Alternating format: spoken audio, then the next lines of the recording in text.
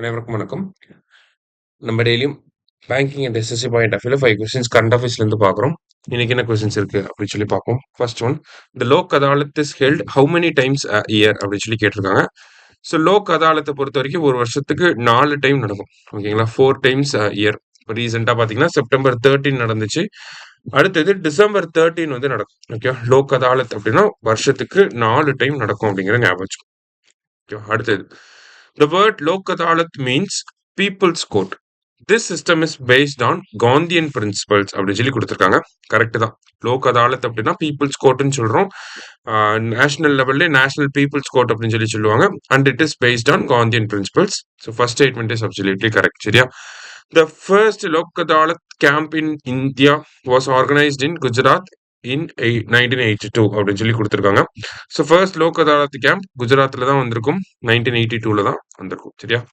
Both correct அப்படிங்கிறது correct answer. அடுத்தது, the institution of Lok Adalat has been given statutory status under the Legal Services Authorities Act 1987.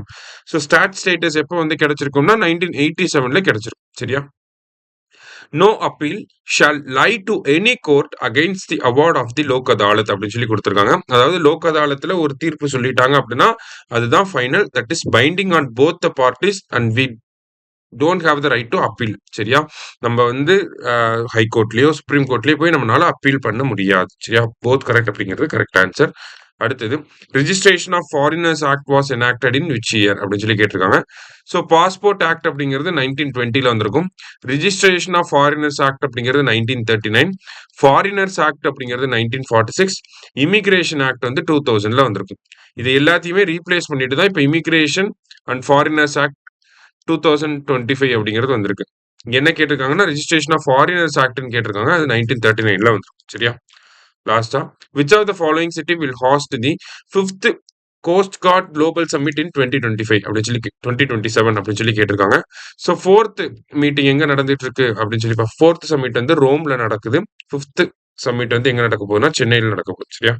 இன்னைக்கு 5 questions பார்த்திருக்கோம். Thank you. Suresh IAS academy, வெற்றியின் முகவரி.